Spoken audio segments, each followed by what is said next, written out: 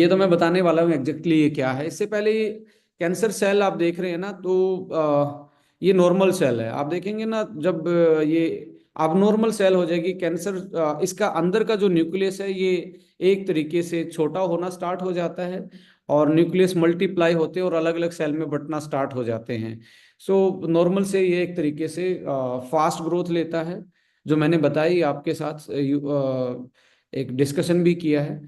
इसके risk factor जो हैं, एजिंग, एजिंग में इम्यूनिटी लो होती है, डेफिशिएंसी, ग्रोथ फैक्टर, ये सारी चीजें एक तरीके से कैंसर को बढ़ावा देने में एजिंग भी एक अपने आप में बड़ा फैक्टर रोल प्ले करता है। टबैको यूज और अल्कोहल कंजप्शन, ये बॉडी में इंफ्लामेशन, बॉडी में क्रोनिकल स्ट्रेस को बढ़ाते हैं, जिसकी वजह से कैंसर सेल ट्रिगर होती हैं और ज़्यादा चांसेस भी बढ़ते हैं बॉडी में। High process food and low fibre, आप देखेंगे सबसे बड़ा जो कैंसर है जिसमें सबसे ज़्यादा डेथ होने के चांसेस हैं, वो लंग्स का कैंसर है। उसके बाद कैंसर आता है कोलोरेक्टल, जिसको आप आंत जो आपके डाइजेस्टिव ट्रैक में, लोअर डाइजेस्टिव ट्रैक में की वजह से कोलोरेक्टल, जहाँ पे आप फाइबर कम लेना, रिफाइंड फूड ज़्यादा खाना, मैदा जैसी चीज़ें यूज़ करना, ये बहुत सारे रीजन है जो कोलोरेक्टल कैंसर को बढ़ाते हैं। Lack of physical activity, environmental, occupational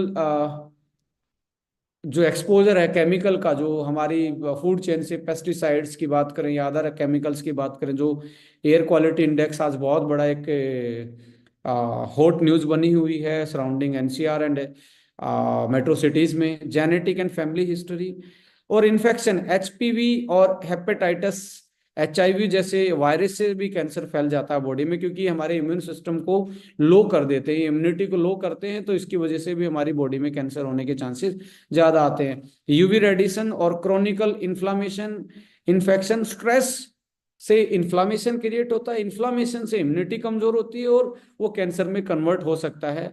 exposure to carcinogen, carcinogen का मतलब होता है ऐसे सब्सटेंस जो कैंसर को बढ़ावा देते हैं या ट्रिगर करते हैं, सो सेल को कैंसर में कन्वर्ट करने में ट्रिगर करते हैं, इनको बोलते हैं हम कार्सिनोजन। इसके अलावा आप थोड़ा सा मैं आपको हाईलाइट करना चाहूँगा शुगर एंड मैदा, यानी कि refined sugar, refined floor versus cancer. देखिए,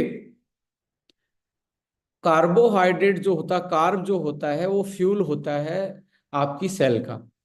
अब फ्यूल होगा तो सेल अपना प्रॉपर काम करेगी और ऐसी चीजों को ऑन रखेगी, यानी कि ट्रिगर रखेगी जो ग्रोथ में हेल्प करते हो। तो ये कैलोरी है। अब कैलोरी, आप फिजिकल एक्टिविटी कम करते हैं, कैलोरी ज्यादा लेते हैं और उसमें भी शुगर ज्यादा लेते हैं, व्हाइट वाली, तो व्हाट हैपन, इसका ग्लाइसेमिक इंडेक्स हाई होता है।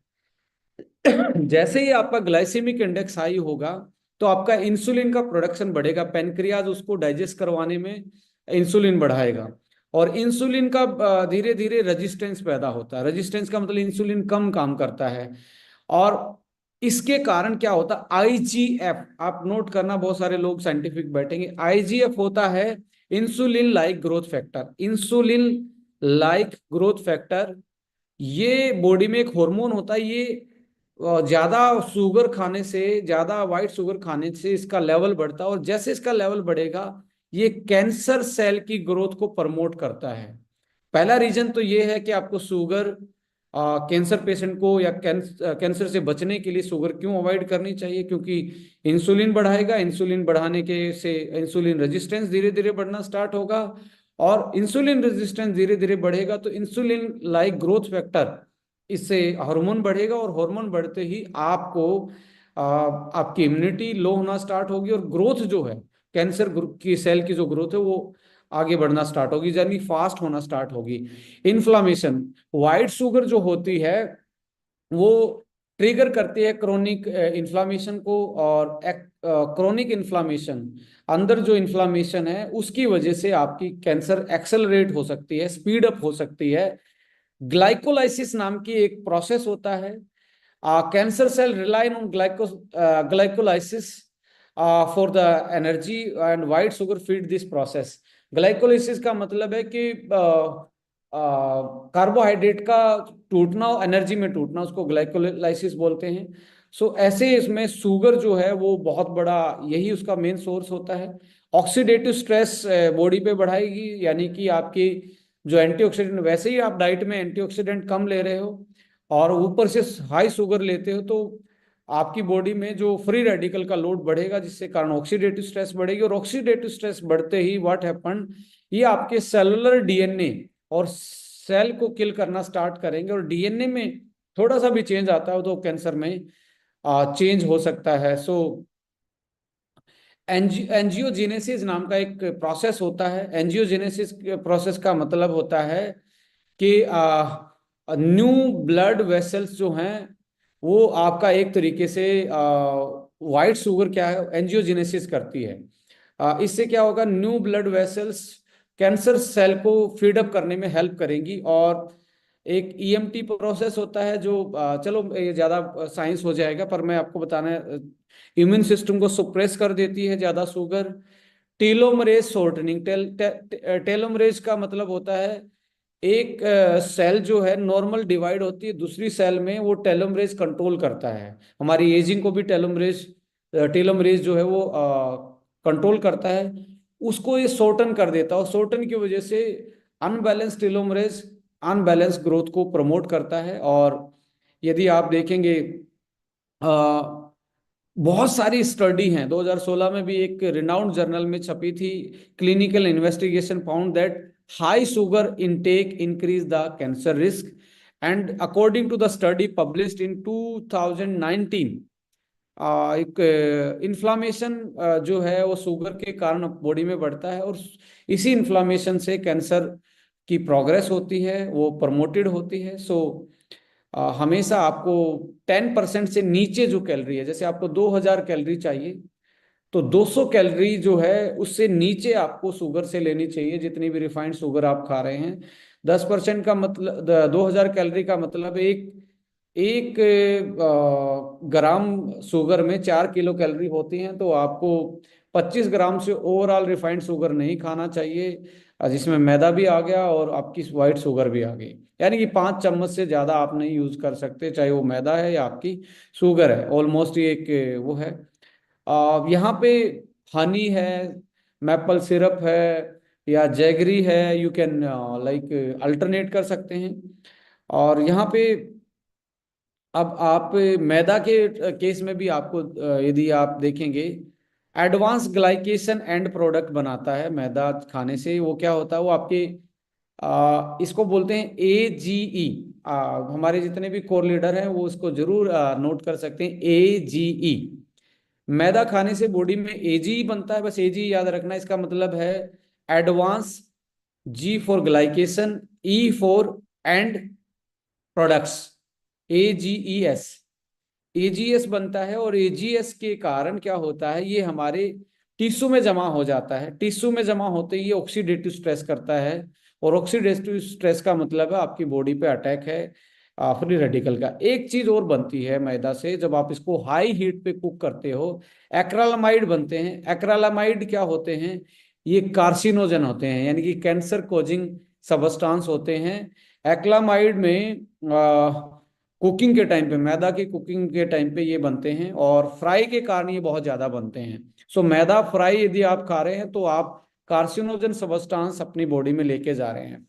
और मैदा के कारण गट माइक्रोबायोम डिस्टर्ब होता है, यानी कि आपके पेट के हेल्दी जो वाले बैक्टीरिया हैं, प्रोबायोटिक जिनको बोलते हैं, वो आपके अल्टर होते हैं, और उसके कारण आपका इम्यून सिस्टम लो होता है। और इम्यून सिस्टम लो होगा तो कैंसर का रिस्क जो है वो इंक्रीज हो जाता है। सो यदि आप देखेंगे जो कैंसर मैदा कंजप्शन से लिंक्ड है सबसे ज्यादा, कोलोरेक्टल यानी कि आपकी कोलन का जो कैंसर है, वो इसका सबसे बड़ा मेन रीजन है मैदा कंजप्शन से। प्रोस्टेट कैंसर में भी ये बढ़ावा देता है मैदा, ब्रेस्ट कैंसर में भी बढ़ावा देते हैं, पेनक्रियाटिक कैंसर में, और इसोफेगस, ये वाला पोर्शन जो होता है आपका, जब जो ये गर्दन वाला पोर्शन होता है जहाँ थायराइड होता है, इस वाले पोर्शन में भी बहुत सारे आज के टाइम पे इसोफेगस कैंसर आ रहे। ये मैदा इसमें बहुत बढ़ावा देता है, और शुगर भी बहुत बढ़ावा देती है। मैकेनिज्म वही है, आईजीएफ बढ़ेगा, इंसुलिन लाइक ग्रोथ फैक्टर बढ़ेगा, जो कैंसर सेल को के लिए फ्यूल का काम करता है। क्रोनिक इन्फ्लामेशन बढ़ाता है मैदा और शुगर, जो आपकी बॉडी में ऑक्सीडेटिव स्ट्रेस बढ़ाएगा और डीएनए को डैमेज करेगा। और एपिजेनेटिक मॉडिफिकेशन यानी कि आपके जीन की नॉर्मल प्रोसेस को अल्टर करके एबनॉर्मल कर देता है। सो इसके इसमें भी बहुत सारी स्टडी पब्लिश्ड है, मैदा खाने से कैंसर होता है। और बहुत सारी चीजें अभी आप देखेंगे शुगर के केस में भी पब्लिश्ड है। रिफाइंड ऑयल को भी मैं यहाँ पे जरूर लेके आना चाहूंगा।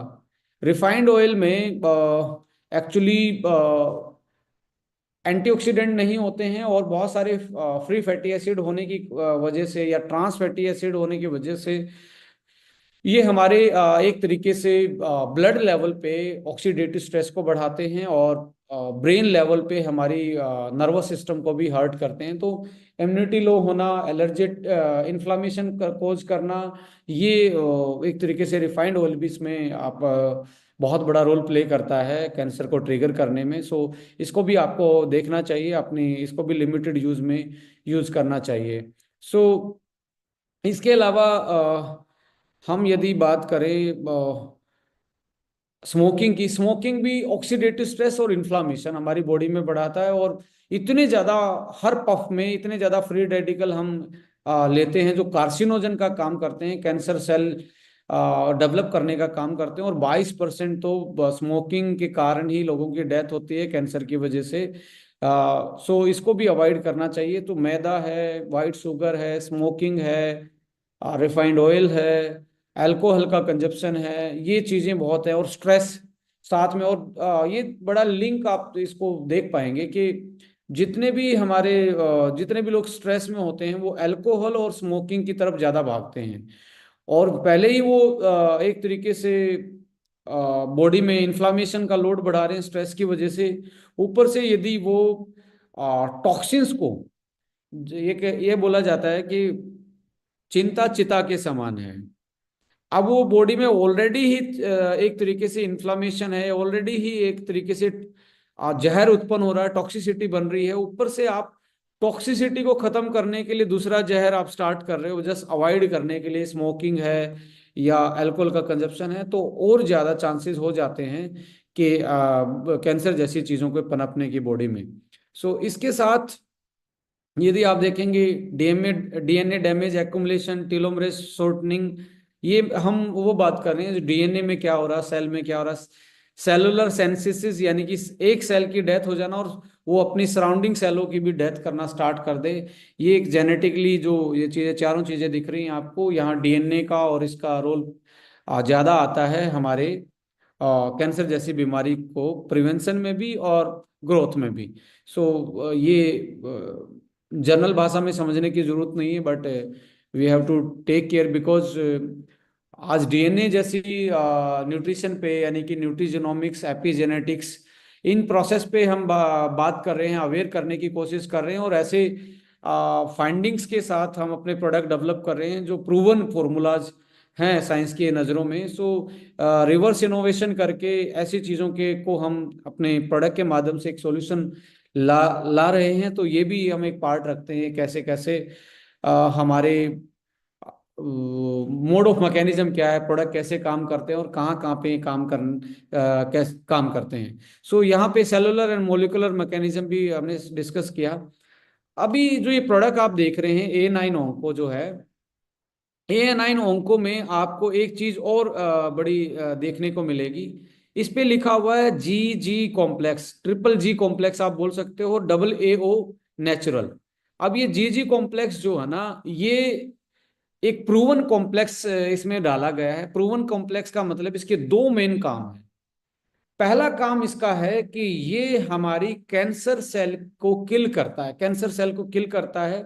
Anti tumour activity, anti tumour का मतलब है कि जो आपकी बॉडी में कैंसर का ट्यूमर है उसको, उसके साइज को, उसकी ग्रोथ को एक तरीके से कम करने का काम ये करता है, आपको सपोर्ट करता है। हम ये नहीं बोलते कि आप सारे इलाज छोड़ के आप इसी से इलाज करो। मैं ये कहता हूँ ये सपोर्ट करेगा आपकी, चाहे कीमोथेरेपी चल रही है या अदर आपके वो चल रहे हैं। इवन यदि आप ज्यादा स्ट्रेस में रहते हो, ज्यादा स्मोकिंग करते हो, अल्कोहल लेते हो, तो आप इसको यूज करके, आपकी इम्यूनिटी लो रहती है, आपको इसको यूज करके कैंसर जैसी बीमारी की जो चांसेस हैं उसको आप मिनिमाइज कर सकते हैं, अपने इम्यून सिस्टम को मॉड्यूलेट कर सकते हैं। सो जीजी कॉम्प्लेक्स क्या है? एंटी ट्यूमर एक्टिविटी है और एंटी कैंसर प्रूवन हर्ब्स इसमें जो डली है, एंटी कैंसर उनकी एक्टिविटी साइंस ने प्रूव कर रखी है। तो वो ट्रिपल जी कॉम्प्लेक्स, अब हमने अपने सारे कॉम्प्लेक्सेस को रजिस्टर्ड करवाना स्टार्ट कर दिया है। अब कोई मार्केट में कॉपी पेस्ट नहीं आने वाला है। कॉपी पेस्ट का मतलब है इंडिया में क्या होता है कि आप एक कोई चीज ले आओ, सब लोग उसके पीछे लगना स्टार्ट हो जाते हैं। और मैं यहाँ पे ये ट्रिपल जी कॉम्प्लेक्स से और डबल ए कॉम्प्लेक्स से ये भी टारगेट करना चाहूंगा कि एक मैं फेवरेट कोट है मेरी, मैं हमेशा बोलता हूँ इनोवेशन को लेके और कॉपी को लेके, कि देखिए सोनू निगम का गाना, बहुत सारे पुराने लोग इससे कोरिलेट करेंगे, सोनू निगम का गाना जो है ना, वो जो उन्होंने गा रखा है उसको कोई भी गुनगुना सकता है, मैं गुनगुना सकता हूँ, आप भी गुनगुना सकते हो, जिसको जितना जैसा गुनगुनाना आता है वो गुनगुना सकता है। कुछ लोग हमारे ऐसे होते हैं जो प्रोफेशनल होते हैं, साउंड के मास्टर होते हैं, तो वो थोड़ा सा साउंड को मैच करने की कोशिश करते हैं। तो कई बार क्या होता है, आप गुनगुना लेंगे और आप वैसा बना भी लेंगे, बट अगला गाना सोनू निगम क्या गाएगा वो सोनू निगम ही जानता है। यानी कि इनोवेशन कभी भी कॉपी पेस्ट नहीं होता है, और इनोवेशन हमेशा इनोवेशन होता है। ये एक तरीके से जहां कॉपी और पेस्ट की बात आनी स्टार्ट हुई, तो हमने ये डिसीजन लिया कि we try to hide the total concentration, मतलब कंसंट्रेशन कितनी अमाउंट में क्या डाली गई है। जैसे आप इसके कंपोजिशन में मैं आपको दिखाऊंगा कि कैसे इसको वो किया गया है। पहले हम बिल्कुल एक एक ये डालते हैं, ये इतना एमजी डला, ये इतना एमजी डला है। अब हमने एक कॉम्प्लेक्स बना के टोटल कितना डाला गया है, जैसे इसमें ट्रिपल जी कॉम्प्लेक्स 225 एमजी डला है, और ट्रिपल जी कॉम्प्लेक्स में ऋषि मशरूम जिसका नाम गैनोडर्मा है, बहुत सारे हमारे डायरेक्ट सेलर जानते हैं इस हर्ब्स के बारे में, grape seed extract and green tea, ये जो 3G है, इनको 225 mg में। और अब यहाँ पे ये भी हमने किया है कि पर्टिकुलर कौन सा वो टारगेटेड मॉलिक्यूल है जो एंटी ट्यूमर और एंटी कैंसरस है, वही एक तरीके से एक्सट्रैक्ट मंगवा के वही इसके साथ हमने कॉम्प्लेक्स बना और इसको रजिस्टर्ड करवा रहा है। इसको आप अपना खुद का पेटेंट बोल सकते हैं, जनरल लैंग्वेज में हम इसको बोलते हैं हमारी इंटेलेक्चुअल प्रॉपर्टी, राइट। एंड इसके बाद डबल ए और नेचुरल जो है वो 115 mg है। अब 115 mg जो है मैं आपको शेयर करने वाला हूं। अब इसमें तीन चीजें डली हैं, curcumin, lycopene and bioperine. Curcumin, lycopene and bioperine, ये 115 mg डली है। अभी ये भी नहीं बताया कौन सी कितनी डली है, ये हमने अपनी जो हमारी ट्रायल्स हैं, जो हमारे लिटरेचर हैं, जो हमारी क्लिनिकल ट्रायल्स हैं वर्ल्ड वाइड जो पब्लिश्ड हैं, उनको एनालाइज करके इस चीज को हमने फॉर्मुलेट किया। अब ट्रेडिशनल हर्ब्स नीचे डली हैं जो कि आपकी इम्यूनिटी को सपोर्ट करती हैं, वो भी नहीं बताई गई हैं इसमें। जिंजर है, मैंगोस्टीन है और तुलसी है, वो 125 mg डाला गया है। सो यहाँ पे अब आप देखेंगे तो अब कॉपी से आपको डरने की जरूरत नहीं है। सो ये एक बड़ा इनोवेटिव प्रोडक्ट है, और आने वाले टाइम में आपके हर प्रोडक्ट में कॉम्प्लेक्सेस आपको देखेंगे। जैसे मेरे हाथ में एक और प्रोडक्ट है, वो भी मैं आपके साथ शेयर करने वाला हूँ। सो मोरल ऑफ स्टोरी यही है कि प्रूवन ट्रिपल जी कॉम्प्लेक्स और डबल ए एओ नेचुरल, मैं ये कहता हूँ कि ये एक साइंटिफिक फॉर्मुलेशन है, और एक आप पेटेंट अपना बोल सकते हैं इसको, आपके पास ही है ये आप। और ये प्रूवन चीजों के साथ बनाया हुआ है जो आपकी ऑप्टिमल सेलुलर एक्टिविटी, इम्यूनिटी को मॉड्यूलेशन, और डबल एक जो कॉम्प्लेक्स है वो anti anti anti cancer, antioxidant जो होते हैं उनका कॉम्बिनेशन बनाया गया है। जैसे आप जानते हैं आपकी कंपनी में एंटीऑक्सीडेंट, प्रोबायोटिक एंड न्यूट्रीजेनोमिक्स, ये बहुत आगे, मतलब पूरी एक लीड क्रिएट कर रहे हो आप, पूरा एक ऐसे ऐसे प्रोडक्ट और ऐसी नॉलेज और ऐसी अवेयरनेस पैदा कर रहे हो जो आपके पास ही है, इसको आप ही यूटिलाइज कर रहे हैं, और आपके जो आपका कोई कंपटीशन नहीं, मैं ये बोल सकता हूँ। सो यहाँ पे आप देखेंगे जो आपका ट्रिपल जी कॉम्प्लेक्स है, anti tumour activity, cellular function and cardiovascular health को, और डबल एक जो है आपका protect against the oxidative stress, neutralise free radical, enhance nutrients absorption, and basil, ginger and mangosteen आपका डाइजेशन, इम्यून सिस्टम और आपके स्किन जैसी चीजों में भी आपकी हेल्प करता है। ओवरऑल आपकी बॉडी में इम्यूनिटी को स्ट्रोंग करके चेंजेस लाता है। तो एक तरीके से इम्यूनो मॉड्यूलेटर के रूप में आपकी लो इम्यूनिटी रहती है। लास्ट टाइम पे एक हमारे पास प्रोडक्ट था जो हमने लास्ट प्रोजेक्ट में बहुत सारे लोगों ने उसके उसकी हेल्प से बहुत सारे इम्यूनिटी को और एंटी एलर्जिक टाइप में उनको यूज किया i3। वो भी इसमें समा गया है एक तरीके से। इतना पावरफुल एक्सट्रैक्ट फॉर्म में हमने इसको लिया कि इम्यून मॉड्यूलेटर में भी आप इसको यूज कर सकते हैं। जरूरी नहीं है जिसको कैंसर हो गया वही इसको यूज करेगा, या कैंसर के टाइम पे ही इसको यूज कराना। पेशेंट ढूंढने की जरूरत नहीं है, हर किसी की बॉडी में कैंसर है, बट वो ट्रिगर किसका होगा, एक्टिवेट किसका होगा, गॉड नोज, और किस एज में होगा, गॉड नोज। और आज के टाइम पे इतनी ज्यादा इसकी प्रोबेबिलिटी बढ़ती जा रही है, नंबर ऑफ केसेस बढ़ते जा रहे हैं। So you have to take care. साल में एक बार आपने अपने इम्यून सिस्टम को मॉड्यूलेट करने के लिए, एक्टिव रखने के लिए, स्ट्रोंग करने के लिए इसको यूटिलाइज आप कर सकते हैं। और एक बेस्ट गिफ्ट भी हो सकता है हमारे पेरेंट्स के लिए, हम जिन या एज्ड पीपल के लिए कि जिनकी इम्यूनिटी लो रहती है। सो यदि इम्यून सिस्टम स्ट्रोंग है, डिफेंस सिस्टम स्ट्रोंग है, तो आपकी बहुत सारी बीमारी आपसे दूर रहती हैं। सो साइंटिफिक एविडेंसेस भी हैं।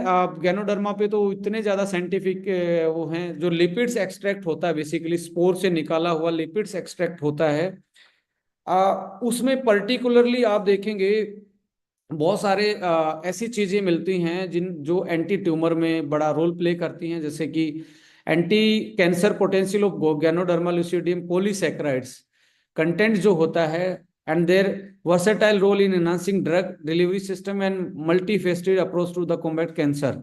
सो ये पेपर पब्लिश्ड है। गैनोडर्मा कैंसर के ट्रीटमेंट में बहुत सारे चाइनीज मेडिसिनल हिस्ट्री में इसको बहुत ज्यादा यूज पहले से करते आ रहे हैं लोग। और अब साइंस ने भी इसके एक तरीके से इसके जो मेन इंग्रेडिएंट हैं उनको आइडेंटिफाई कर लिया है कि इसकी वजह से ये पर्टिकुलरली एंटी कैंसर एक्टिविटी है। सो इसके साथ साथ आप anti cancer and chemo preventive potential of grape seed extract, जो ये आपका EGCG कैटेचिन जो एक तरीके का एंटीऑक्सीडेंट होता है, वो एंटी ट्यूमर प्रॉपर्टी रखता है। सो ग्रीन टी में EGCG होता है, ग्रेप सीड में आपका कीमो प्रिवेंटिव रोल वो प्ले करता है। इसके साथ साथ आप देखेंगे ग्रीन टी के साथ हमारे जो करक्यूमिन जो होता है, सदियों से उसको यूज करते आ रहे हैं। ये भी पावरफुल इम्यून मॉड्यूलेटरी, यानी कि इम्यून सिस्टम को मॉड्यूलेट करने वाला, इंप्रूव करने वाला, इम्यूनिटी को इंप्रूव करने वाला, साथ में एंटी इन्फ्लामेटरी और एंटीऑक्सीडेंट प्रॉपर्टी होती है। सो करक्यूमिन है, बायोप्रिन एक बहुत बड़ा इसमें रोल प्ले करता है।